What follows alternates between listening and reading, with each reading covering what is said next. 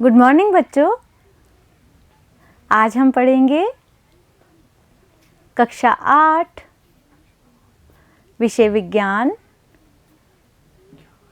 अध्याय 11 बल तथा दाब भाग 2। मेरा नाम निशी अरोड़ा है और मेरे साथ हैं रामस्वरूप कुमार। बच्चों, भाग 1 में हमने पाठ का सारांश समझा। आज हम इस पाठ के प्रश्नोत्तर करेंगे। शुरू करें।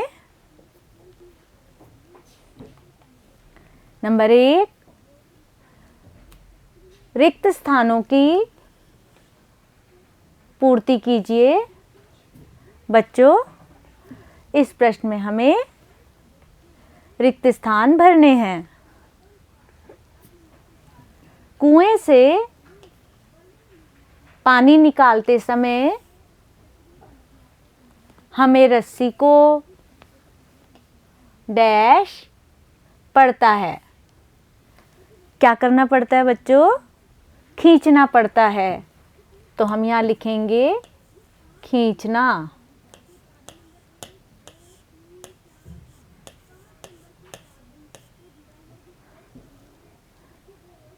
सामान से लदी ट्रॉली को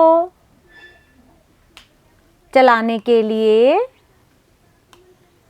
हमें उसे डैश पड़ता है। क्या करते हैं हम? धकेलते हैं। धकेलना।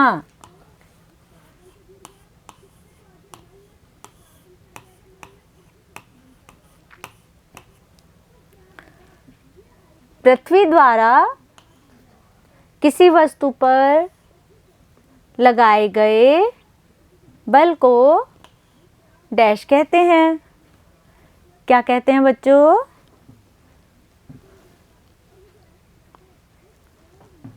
गुरुत्वाकर्षण बल।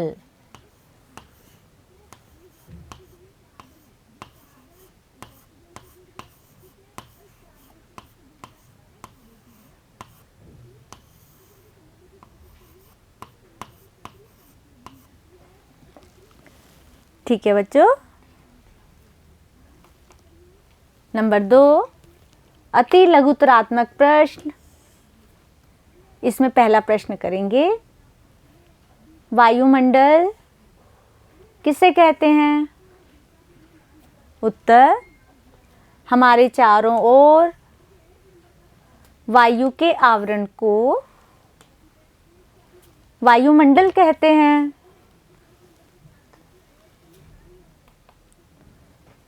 दूसरा प्रश्न, दाब किसे कहते हैं? उत्तर, किसी पृष्ठ के प्रति एकांक क्षेत्रफल पर लगने वाले बल को दाब कहते हैं। नंबर 3, लघुत्तरात्मक प्रश्न। इसमें पहला प्रश्न करेंगे, घर्षण बल को संपर्क बल क्यों कहते हैं? उत्तर, घर्षण बल दो सतहों के बीच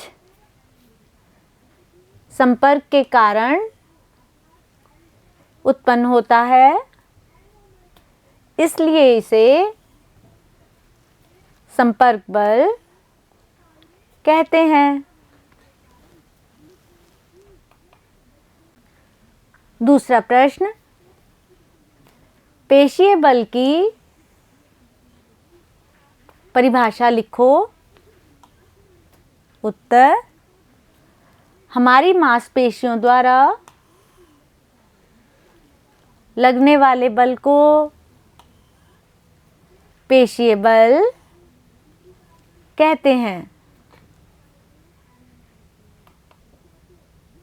नंबर 4 निबंधात्मक प्रश्न। इसमें पहला प्रश्न करेंगे, बल कितने प्रकार के होते हैं? नाम लिखिए। उत्तर, बल 2 प्रकार के होते हैं, संपर्क बल और दूसरा असंपर्क बल। संपर्क बल, जो बल वस्तु के संपर्क में आने पर कार्य करे, उसे संपर्क बल कहते हैं। संपर्क बल 2 प्रकार के होते हैं, पेशीय बल, घर्षण बल। दूसरा असंपर्क बल, इस बल में वस्तुओं के संपर्क की आवश्यकता नहीं होती। यह 3 प्रकार का होता है, चुंबकीय बल, स्थिर वैद्युत बल और गुरुत्वाकर्षण बल। तो प्यारे बच्चों, अब हमने इस पाठ के प्रश्न उत्तर पूरे कर लिए हैं। अब आप गृह कार्य करेंगे। ठीक है बच्चों? गृह कार्य प्रश्न 1, गुरुत्व बल किसे कहते हैं? दूसरा प्रश्न, वायुमंडलीय दाब किसे कहते हैं? तो बच्चों, अब अपना ये अध्याय यहाँ समाप्त होता है। अब आप इस वीडियो को दोबारा देखना, प्रश्नोत्तर कॉपी में लिखना, समझना और याद करना। ठीक है बच्चों? धन्यवाद।